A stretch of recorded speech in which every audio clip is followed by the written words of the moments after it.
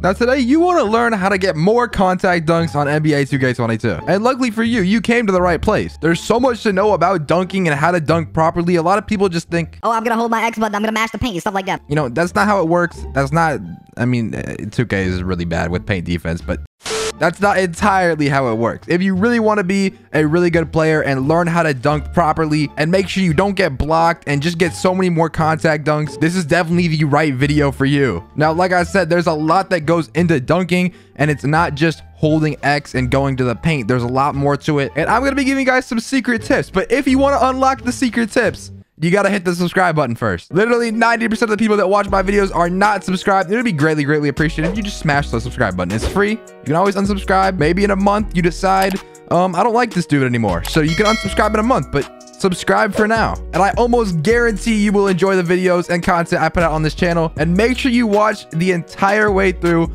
for a couple secret things I'm going to show you guys at the end. Obviously, there's a lot of stuff you have to do with like settings, stuff like that, but make sure to stay tuned for the end where I'm going to give you guys actual things to do inside gameplay. And enough rambling for me. I know I've been talking for a while. Let's get straight into the video. All right, so here we are in the badges section, and this is one of the most important things. If you do not have the right badges on, the right ratings, you're just not going to be able to get dunked, and good ones at that. So the first and most important badge that I would recommend to any single person, whether you can unlock contact dunks, whether you can't, is going to be to have limitless takeoff on the highest possible. Now, putting limitless takeoff on the highest possible is basically just going to allow you to jump from further, and it's going to give you better dunk animations. So having this higher, it will never hurt you having it higher.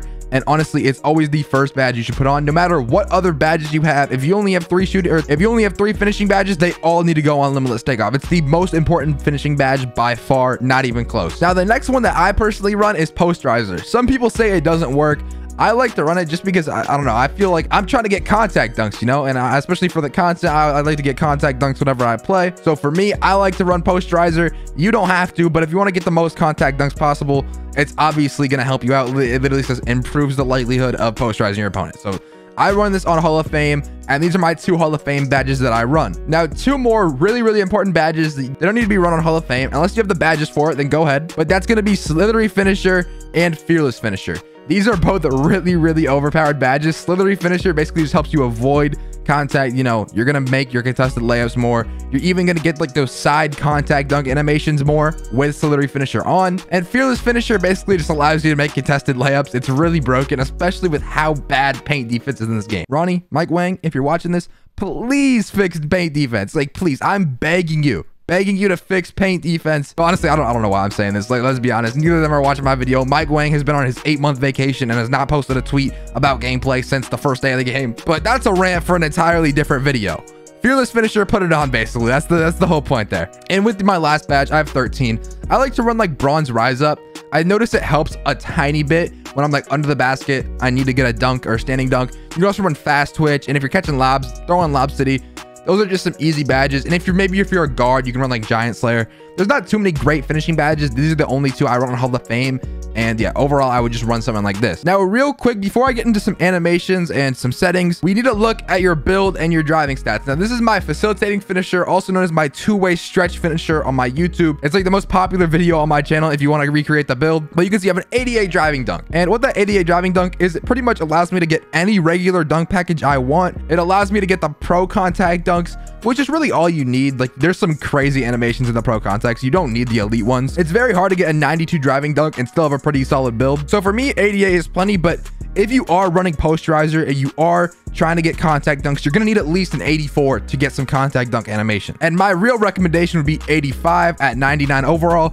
If you can hit 85 at 99, that's going to allow you to unlock most dunk packages. For this build specifically, I like to get it to 88. I purposely got it to 88. That way I can get the Michael Jordan dunk, which requires an 88 driving dunk. Now, moving into one quick setting right here, you're going to want to go to controller settings, and you're going to want to make sure your pro stick function is on default, because what I'm going to be telling you guys in the gameplay is actually about dunking with your control, a certain control. And you don't want to be dunking with X. So having this on default, you're going to be dunking with the right stick. And there's a few different things you can do with the right stick in order to help you not get blocked and help you get more contact. I see some people putting this on like dribble moves, but you're going to want to make sure this is on default. And one more thing, you're also still going to be able to like dribble. Even if you have it on default, you can still dribble just fine. Now, in my animations right here, if you care about the layup, I use long athlete. I really don't change my layup on most of my builds. Long athlete if you want though, like it doesn't really matter. Dunk packages, this is where it gets pretty interesting. You can see I have a lot purchased and not all of these are good. So don't just look at this list and be like, okay, I'm going to use all of these, because not all of them are good. Some of them are bad.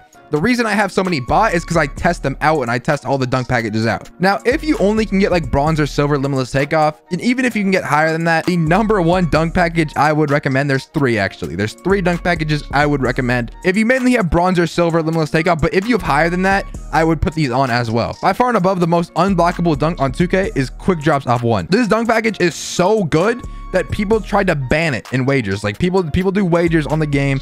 They put money up, they play each other. And people have tried to ban this dunk package from being allowed to be used because it's literally unblockable. There's one animation you get all the time if you have that high limitless takeoff, and it's literally, you just don't get blocked. You don't. Like, it's impossible. And the 2 others that go alongside it are Scottie Pippen. It's also very unblockable, and quick drops off 2. These are all 3 dunk packages right here you can put on. Even, I think you only need like a 70 driving dunk to get these dunk packages, and they are well worth it. Now, anything more, if you have gold or Hall of Fame limitless takeoff, you're definitely going to want to put on Michael Jordan. Like I said, if you have an 88 driving dunk, Michael Jordan's super overpowered as a free throw line dunk. When you activate that free throw line dunk, it's just unblockable. And honestly, those would be the only 4 dunk packages I would recommend you put on. If you cannot get those 4, then put on whatever you can. Quick drops are pretty low. You can get them like a 65 or a 70, I believe, and Scottie Pippen's like a 70 as well. Those 3 dunk packages work so well and they never get blocked. And a lot of people, I've made videos like this in the past, and a lot of people comment, they're like, cradle dunks is good, leaning slams is good, and it's just like, you don't need them though, and like they're not as good as these dunk packages right here, and you don't need to have a bunch of dunk packages on to get the best animations. All you need is 1 dunk package. In previous years, you want to put as many dunk packages as possible, but this year you don't need that many. You just need 1, and it's going to activate every single time. The best animation is going to activate every single time with all the quick drops, and you literally have like a 0% chance of getting blocked on quick drops. So I see people commenting about these other dunk packages. Don't put them on. Literally do not put them on. Quick drops, put it on. That's the only one you need. If you can get Michael Jordan, put that one on as well. But other than that, do not put any other dunk packages on. And obviously as well, don't forget to scroll down here and put on your contact dunk packages. I've actually seen people before, and sometimes I even forget when I make a new build that gets contact dunks, I forget to buy the dunk animations. Make sure you buy them and you put them on, as well as your alley-oop packages. Whatever ones you can get, put them all on. Now here's the fun part where I get into a few tips and tricks in order to actually get contact dunks way more and overall just not get blocked. So the first thing I want to talk about, I mentioned it earlier in the settings, is going to be your right stick. Now you're going to want to dunk with your right stick. You're not going to want to press X. So if you've been pressing X, it may take a little bit to get used to, but you're going to want to dunk with your right stick. Basically, when you're going to the basket, you're just going to want to be holding RT, and then you're going to hold your right stick left, right, up, or down. And I'm going to tell you guys what each of the directions means. So down is a fancy dunk, right is a right-handed dunk, left is a left-handed dunk, and up is a safe dunk. Now, let's say the defender is helping from the left. I'm going to put my right stick to the right and try to get a right-handed dunk. That way it's not going to be blocked because the ball is going to be on the right side and they're going to be trying to, block me from the left. That's one good thing you could do about dunking with the right stick. Now, if I'm going for a contact dunk, I'm holding down 10 times out of 10. It's like technically a fancy dunk, but I just feel like you get so many more contacts when you hold down on the right stick. And honestly, I know safe dunk is probably what I should use, but I almost never use the safe dunk. I just don't. Like, I feel like it gives you a little bit slower of animations. So usually I use the fancy dunk, the down on the right stick. That's just the easiest muscle memory for me to use. And sometimes I use the left and right. If someone's going to block me from the left to the right, I use the opposite hand so that I don't get blocked. Now that you know how to dunk with the right stick, some things to help with contact dunks. Now, like I said, in the beginning of the video, if you just run and hold X or hold down the right stick, you're not going to get a contact dunk unless you're in like slashing takeover or you just get lucky. It's not going to happen consistently. What you do need to do is either be able to shoot or be able to attract the defender out of the paint or a little bit out of the paint or push them down into the paint more. Usually if they're sitting a little below the free throw line, it's going to be hard to get a contact dunk. But if they're pressing up on you, it's going to be very easy. And also if they're sitting directly under the basket, it's going to be very easy. Now, if they're pressing up on you, you're going to want to dribble to the side of them. And once you are on the exact side of them, like literally side to side, like touching hips, like side to side, when you are on that, you're gonna hold RT and hold down on the right stick, and you're probably gonna get a side contact animation. These animations are super overpowered and they activate almost every time if you do it right. The next one is going to be if they're standing in the paint. If someone is standing in the paint, you're gonna wanna make sure they are very, very low. If they're not low in the paint, you're not gonna be able to get a contact, and it's just gonna result in like a missed shot or 100% smothered. And also one very, very crucial thing, do not take up a dunk in the paint if there is multiple people. 2K has like the code in place and the contest system in place. If you try to dunk on multiple people in the paint, it's just not gonna work. Now, if someone's like helping and it's late after the dunk animation's already in, that's fine. But if there's 2 people directly sitting in the paint, I'm almost guaranteeing you're not getting a contact dunk in that situation. So yeah, that's all my tricks and tips to get more contacts. Those are the things I use to get a bunch of contacts. And it's not just some instant cheat code where you're just gonna get one automatically no matter what. It's not like some sort of glitch. You need to be able to time your dunks better, and you need to be able to use the angles better. And when you learn how to do it, it may take some time. When you learn how to do that, it's going to be very, very beneficial. It's just going to allow you to learn when to take a contact dunk and when to not. But yeah, that's going to be about it for this video. Like I said in the intro, if you guys could smash that sub button and smash the like button, that would be greatly, greatly appreciated. And that's about it. I'm out, man. Peace.